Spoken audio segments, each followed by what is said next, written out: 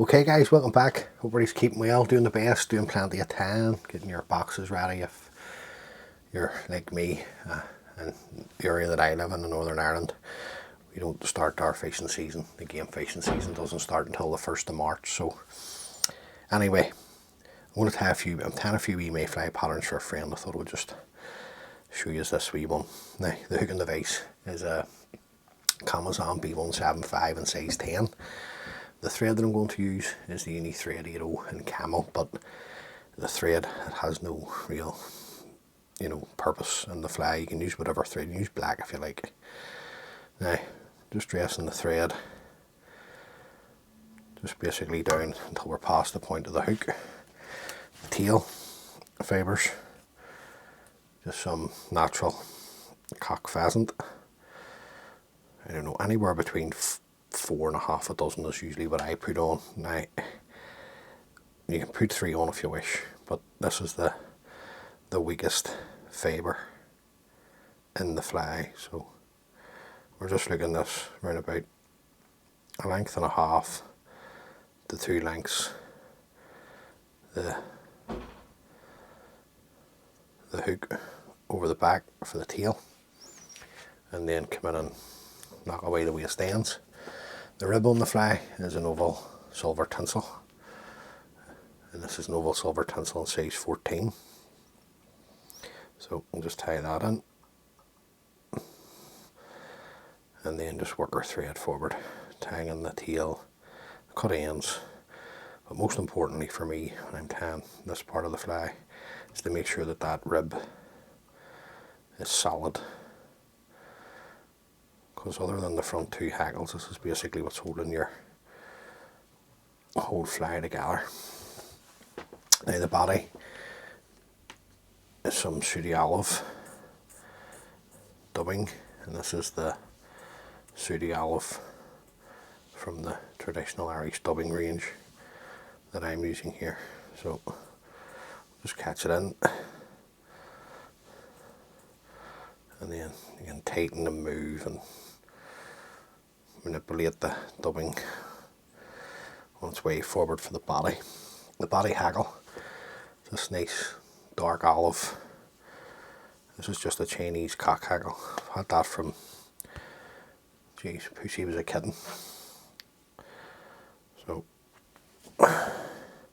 he actually bought 2 of them. The other one is done. The bigger hackles are left at the top. Now just come in and trim away the stem, and then we're going to palmer the hackle. So 2 turns at the shoulder of the fly is what I take, and then if I can get anywhere between 3 and 4 turns down the body, that's what I will aim to do. To that point there, keeping a hold of the tip of the hackle, never let it go.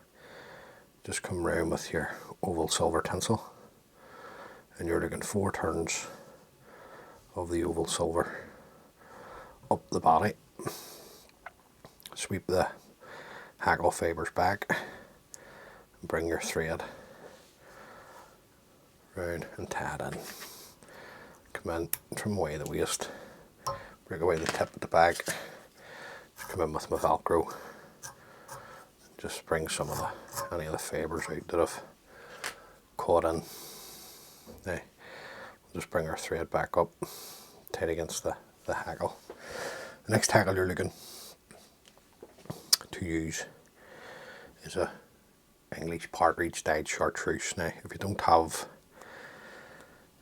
an English partridge feather dyed in chartreuse, just use a nice bright green or chartreuse hackle in front of the body hackle here. So just sweep that back, just catch in the tip, a couple of turns, fold the tip back, just tie up over the top, then come in and break away the tip of the hackle. Now, let's get my hackle pliers here. So that you can see what I'm doing. And if I can get 2 turns out of this wee hackle, great. It's one, and let's see if we can get another one.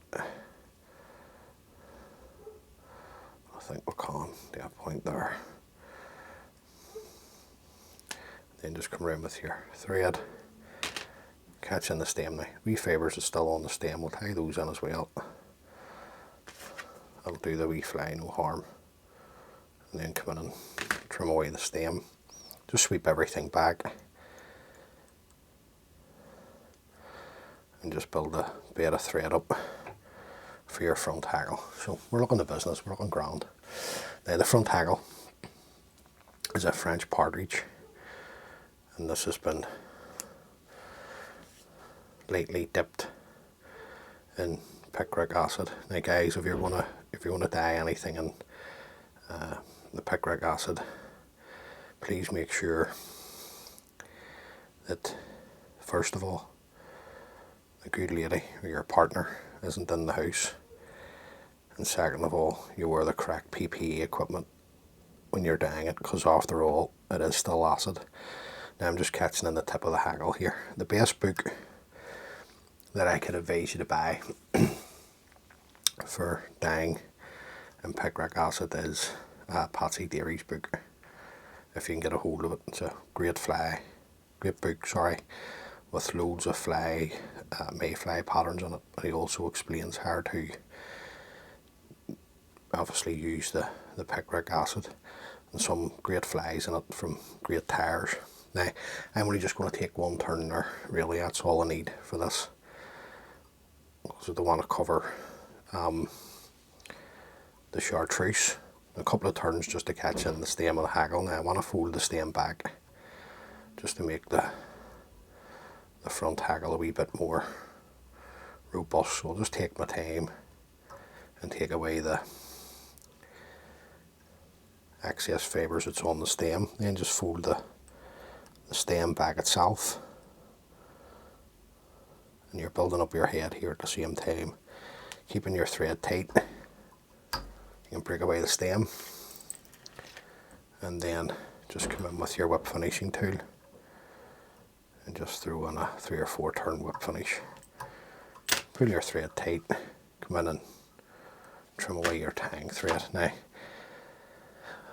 I've had a load of new subscribers, and I think some of them are from the other side of the pond, meaning America and Canada. Now these flies might seem strange to people, but if you're going to fish an Irish log at Mayfly time, I would definitely suggest that you tie a few of these up, the French Mayfly patterns. Now, that's just super glue for the first coat onto the head.